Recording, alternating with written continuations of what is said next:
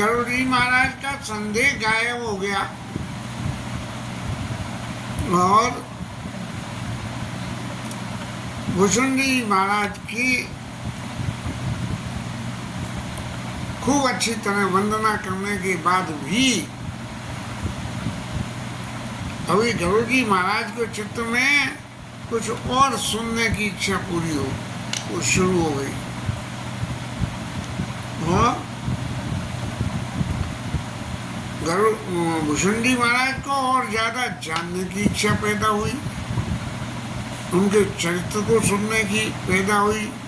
जैसे जब हमें किसी चीज में मन लग जाता है तो उसके बारे में नित्य कोई न कोई चीज हम जानने का प्रयास करते हैं।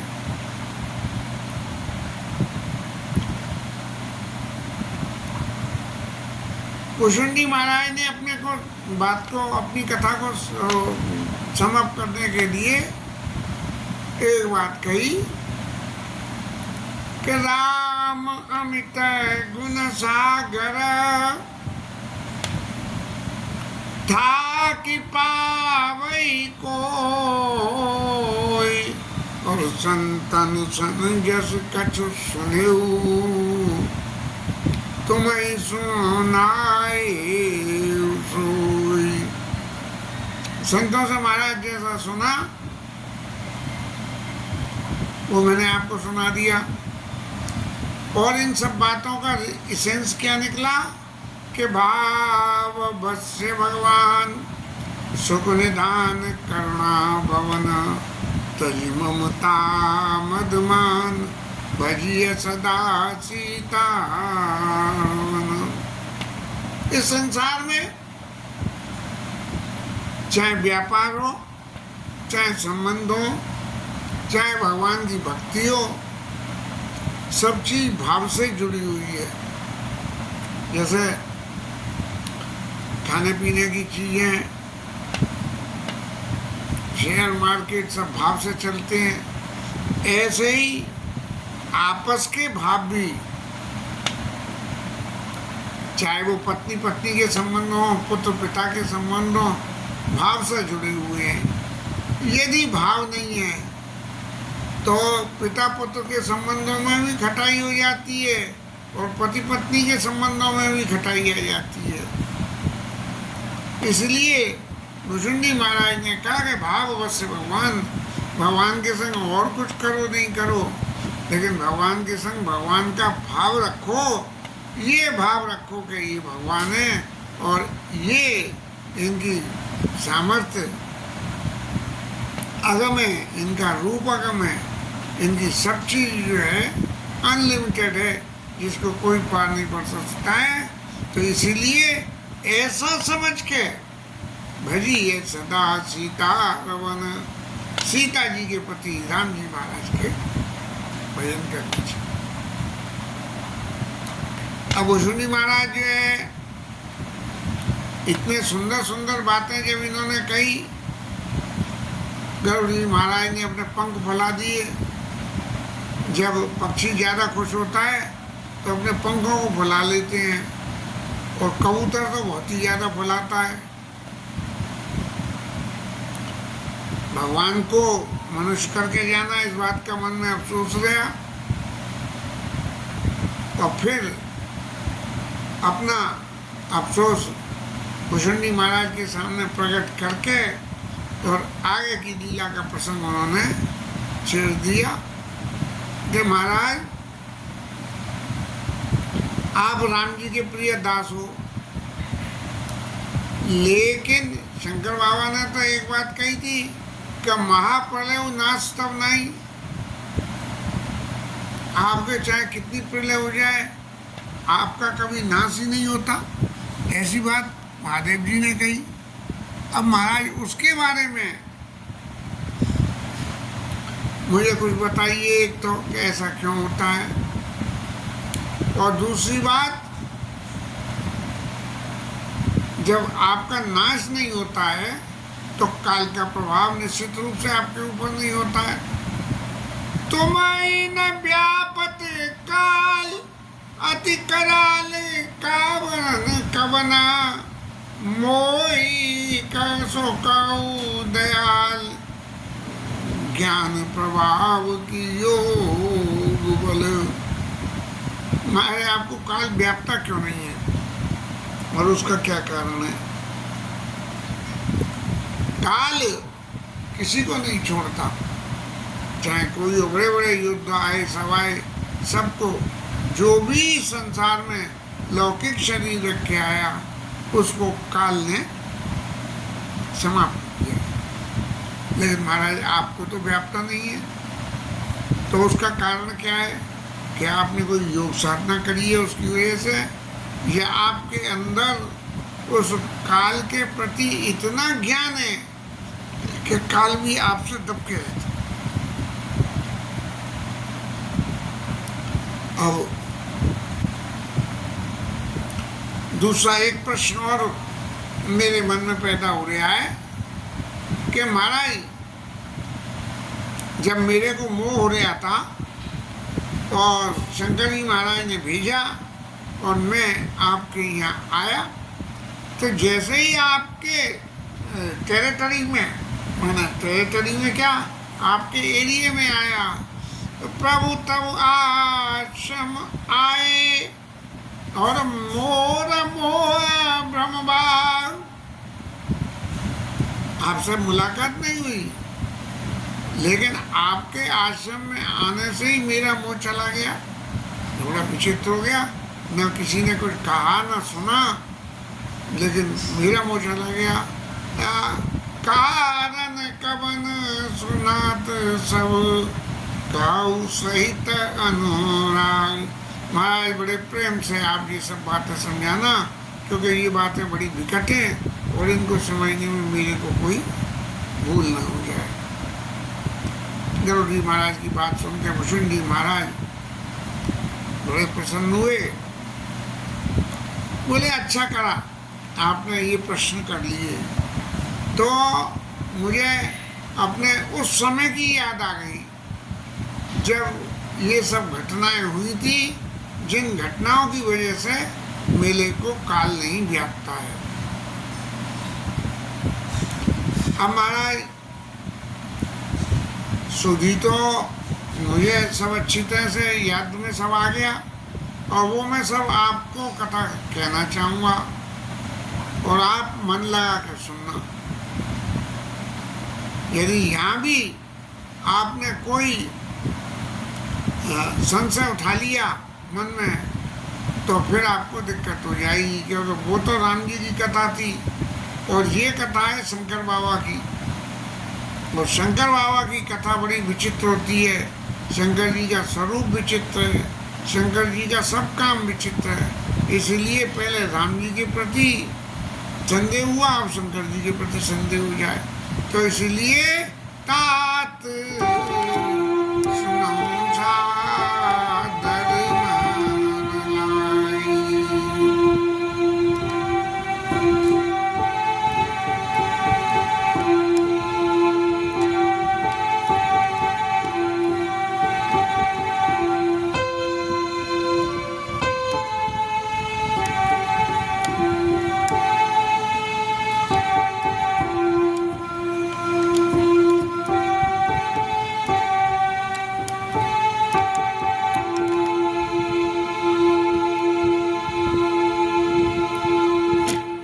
जप तप मख व्रत धम व्रत दाना विरति विवेक जोग विज्ञाना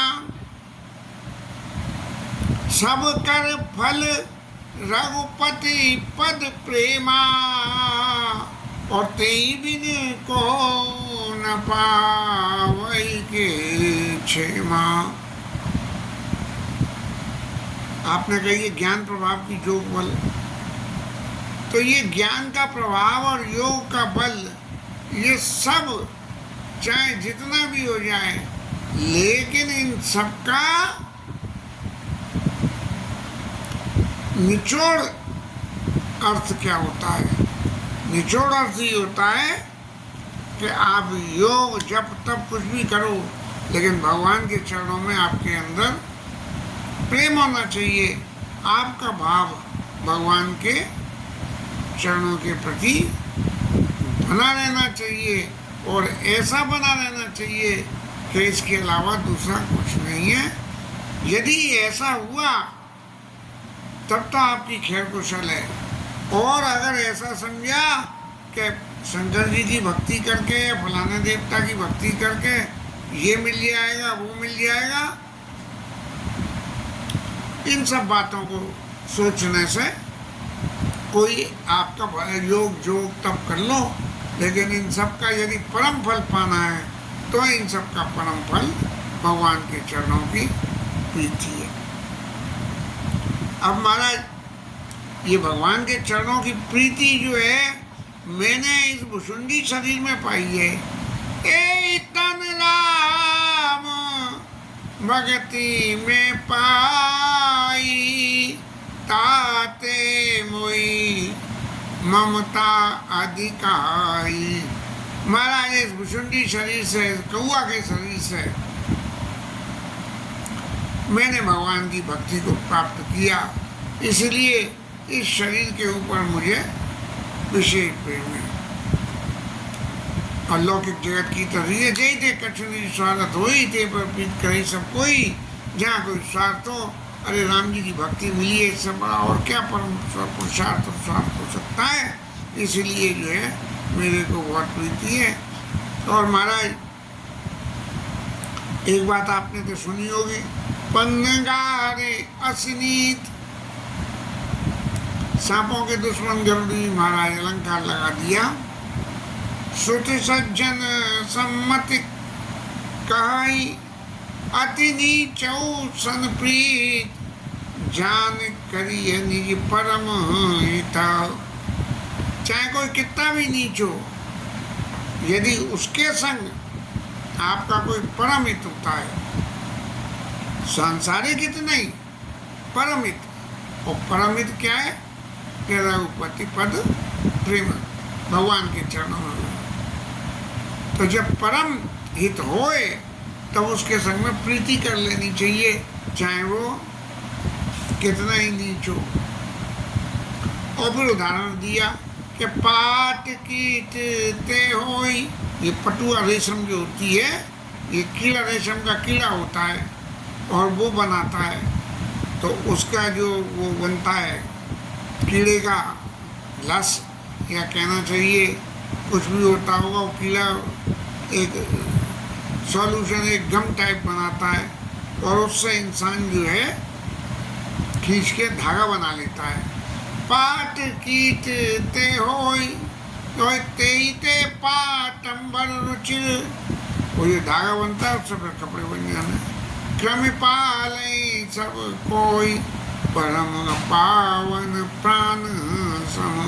वो कितना ही अपावन कीड़ा होता, कहिए अब जी तो मुझे मालूम नहीं है महाराज क्या पावनता कैसी है, कि क्या वो जो निकालता है वो पोथी के रास्ते से निकालता है या मुंह से निकालता है, क्या करता है ये तो नहीं मालूम। लेकिन पाठ कीटते होई ते पाटंबर रुचिर, और क्रम पाले सब कोई परम पावन पांसन।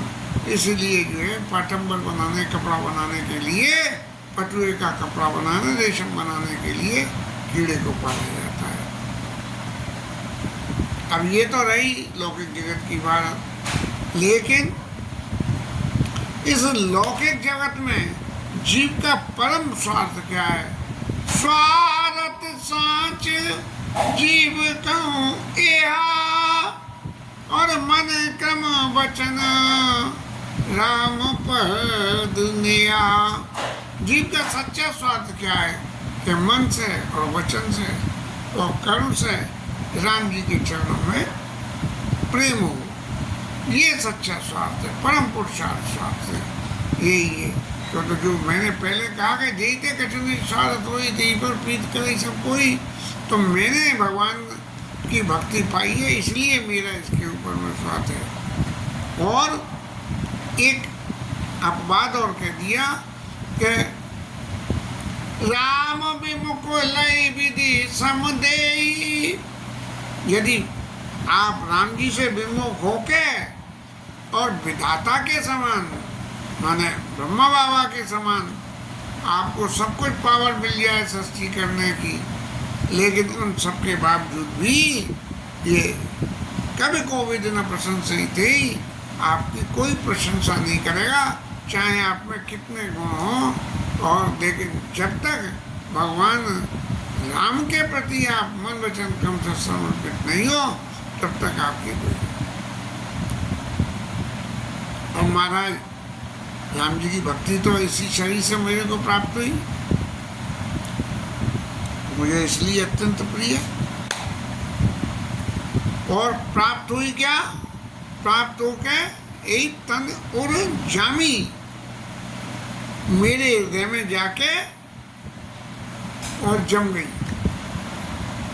एक दिन YouTube पे मुरारी बापू का इंटरव्यू देख रहा था, वो एंकर पूछ रही थी उनसे कि आपको सारी रामायण कंठस्थ है? तो बड़ा जवाब दिया कि गलत, मुझे कंठस्थ पूरी रामायण है, ये बात गलत है, ये नहीं कही कि नहीं है, ये बात गलत है। तो बोले ये बात गलत है तो सही बात क्या है? बोले रामायण मुझे हृदयस्थ है, मेरे हृदय में ही रामायण है। कंठस्थ करके तो कंठ में रह के कंठ इधर से उधर गया तो चली गई, लेकिन हृदय में है तो वो हर वक्त 24 घंटे बनी रहेगी। तो सारथ साच जीव कहूँ एहा, और मन कम बचन राम पद निया। राम जी के चरणों में हो, और जिसको ऐसा है वो परम पावन और पवित्र हो जाता है। आज मुझे तो जो है राम जी की भक्ति इस हृदय में जम गई जाके, तो मैं जो है अत्यंत, ये भले ही अपावन शरीर है कौआ, लेकिन मुझे ये अत्यंत प्रिय है।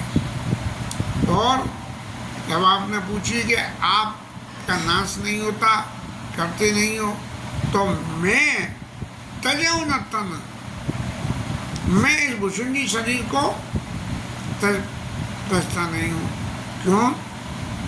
तजऊ न तन एक निज इच्छा मरना, मैं अपनी इच्छा से नहीं करता हूँ, क्योंकि मेरे को ये वरदान है कि मैं चाहूँगा तभी मेरे को काल आएगा, नहीं तो नहीं आएगा। और तन बिनु वेद भजन नहीं बरना। अब महाराज ये भगवान की भक्ति का मतलब क्या हुआ? भक्ति का मतलब हुआ भगवान का भजन करो, और भगवान का भजन करें तो बिना तन के तो भजन होगा नहीं। खाली जो है हवा से तो भजन नहीं हो सकता, उसके लिए शरीर चाहिए। तो इसलिए ये भुषुंडी शरीर ऐसा है कि मैंने जो है इस शरीर से राम जी की भक्ति पाई और वो मेरे व्यस्त हो गई, इसलिए मेरे को अत्यंत प्रिय है और मैं इस शरीर को कभी नहीं छोड़ता हूँ। मुझे बहुत सारे जन्मों की जो भुषुंडी शरीर धारण करने से पहले की बात है, उन सब की भी मुझे याद है। और अब मैं आपको उसके बारे में बताऊंगा। मैंने जो जो शरीर रखा, जो जो कर्म करे, जो जो उससे सुख और दुख पाए, उन सब के बाद भी मुझे अंत में निर्णय यही निकला कि ये जो भुषुंडी शरीर है इसके बराबर कोई सुख नहीं है। इसलिए अब ये भुषुंडी शरीर मुझे कैसे मिला, ये मैं आपको सुनाता हूँ और आप सादर सुनिए। प्रथम जन्म के चरित अब गाऊं सुनो ये, सुनि प्रभु पद रत उपजई, मिटियहि सकल कली। मेरे संग जो प्रथम जन्म में हुआ उस कथा को सुन के आपके चित्त में भी मेरी तरह से भगवान के प्रति रति पैदा हो जाएगी। और फिर भुसुंडी महाराज कहते हैं कि कलयुग का कथाना के पहले सबसे पहले समय बताना पड़ता है। तो ये कलयुग की बात है। और कलयुग में क्या हुआ कि कलयुग में बड़ी विविधता की बातें थी। मैं अपना दोष कैसे कहूँ, लेकिन वो तो योग का ही प्रभाव था। और योग के प्रभाव से क्या क्या हो रहा था पहले महाराज वो सुन लो आप, फिर मैं अपने दोषों को आपसे बताऊंगा। कि नारी दिवस नर सकल गोसाई, नाचै नट मरकट की नाई। जैसे मदारी बंदर नचाता है, ऐसे जो है स्त्रियों के वशीभूत होकर और पुरुष समाज जो है वो नाचता है। अब गुण तो बहुत सारे हैं, सब हमारे सामने, हम सब देख रहे हैं और जान रहे हैं। इसलिए ज़्यादा वर्णन करने में मुझे ऐसा नहीं लगता कि अपनी मति को घुमाना चाहिए।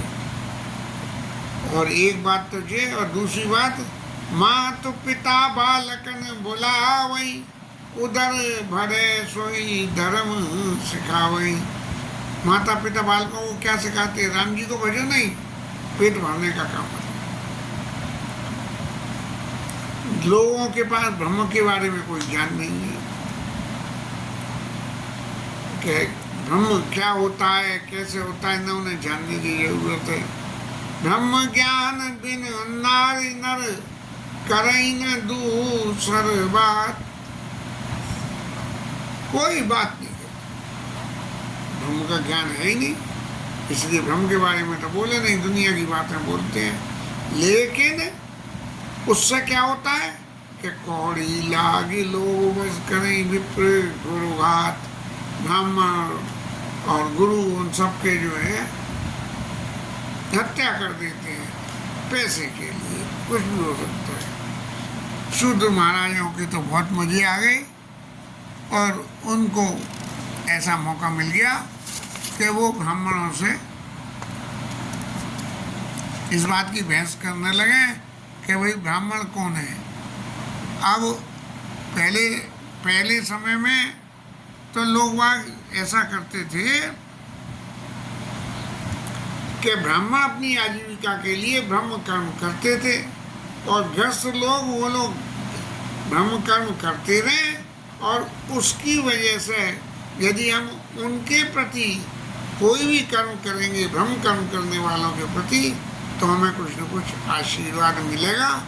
ऐसा करते थे, इसलिए करते थे। लेकिन अब क्या हुआ कि अब ब्राह्मणों ने ब्रह्म कर्म करना बंद कर दिया। और चूंकि पूर्वजों ने ब्रह्म कर्म करके बहुत पुण्य कमा लिया था, तो उस पुण्य को खाते रहे। तब विप्र निरक्षर, उन्हें पढ़ने की भी पका पकाई मिल गई। लोलुप कामी और निराचार बसली सत स्वामी। अब इतने अवगुणों को बखान करने की कोई जरूरत नहीं है। लेकिन जो एक और बात इम्पोर्टेंट हुई,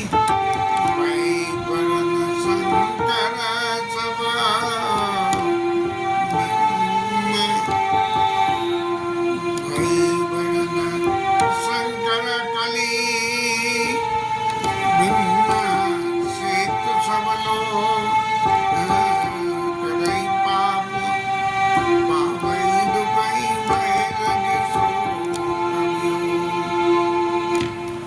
कलयुग में वर्ण शंकर पैदा हो गए। वर्ण शंकर का मतलब क्या हो गया कि वर्ण शंकर का तो एक ही मतलब है कि जो हमें करना चाहिए वो तो हम करें नहीं, और दूसरे के लिए को जीवन में स्वीकार कर लें, चाहे शारीरिक संबंध के लिए, चाहे कार्य व्यापार के लिए। अब उत्तम खेती मध्यम बान, अधम चाकरी और भीख निदान। लेकिन जो है उत्तम खेती को छोड़ के और चाकरी करने लगे लोग। ऐसी ऐसी बातें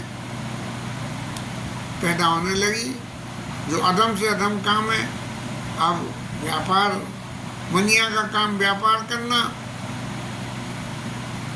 और व्यापार करना तो क्या करना, बोलेगा चमड़े का व्यापार कर रहे हैं लोग, चमड़े का व्यापार कर रहे हैं, जबकि ऐसी चीज़ों का, निरामिष चीज़ों का व्यापार करना निषिद्ध है।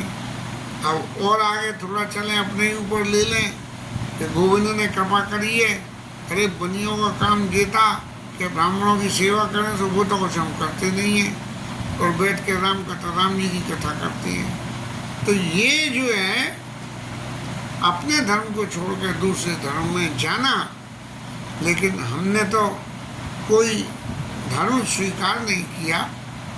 जो संस्कारों में धर्म मिला, उसी धर्म से अपने राम जी को रिझाने के लिए उनके गुणों की चर्चा उनके सामने करते हैं।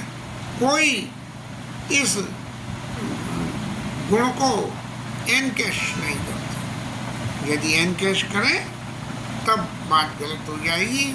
इसलिए श्रुति सम्मति हरि भक्त पथ संयुत विरति विवेक। श्रुतियों ने जो भगवान की भक्ति का मार्ग बताया और उसका तो पालन करो, और विरति और विवेक से चित्त में वैराग्य रखो, और विवेक के साथ में, अविवेक से नहीं। मैंने श्रुतियों में लिखा कि भाई पूजा इस तरह से करनी चाहिए, तो विवेक लग के कही अरे इस तरह से पूजा करने से क्या होता है, इस तरह से नहीं, इस तरह से पूजा करना। और तेन चलई नर मोह बस कल्पई पंथ। तो श्रुतियों ने जो धर्म की परिभाषा करी, उससे तो जो है विमुख हो गए और अपने अपने नए नए धर्म चला दिए। अब जाने कितने धर्म, रामपाल महाराज की भगदड़ मच गई, क्या हो गया, कितने कितने धर्म पैदा हो गए। जिस आदमी को जरा सी सिद्धि मिल गई और सिद्धि बांटी, तो उसके पीछे जो है लोग भागना शुरू हो जाते हैं। ये कलयुग का सब प्रभाव है। इसके लिए किसी गुरु को, किसी को भी दोष देना, अब वो महाराज क्या नाम है, अरे गाड़ी वाले महाराज जी वो बेचारे अंदर पड़े हुए हैं। जो भी कुछ है ये सब कलयुग का प्रभाव है। हाँ, इस तरह से जो है, अरे कलयुग के गुणों का तो वर्णन बहुत करने के बाद, सारे अवगुणों का वर्णन करने के बाद भुसुंडी महाराज कहते रहे, कतयुग त्रेता द्वापर पूजा मख अर्जो, और जो गति होई सो कलिहरि नाम सपा।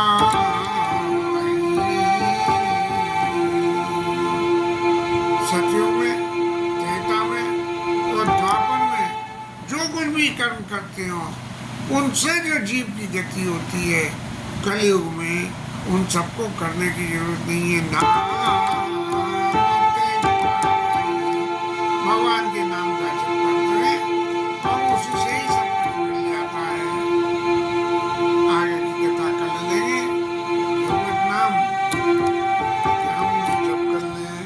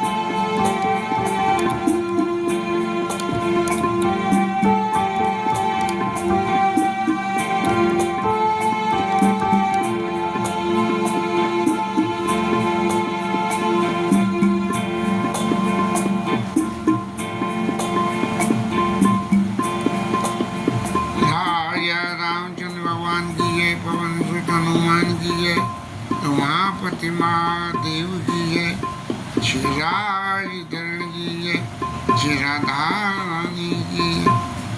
जय जय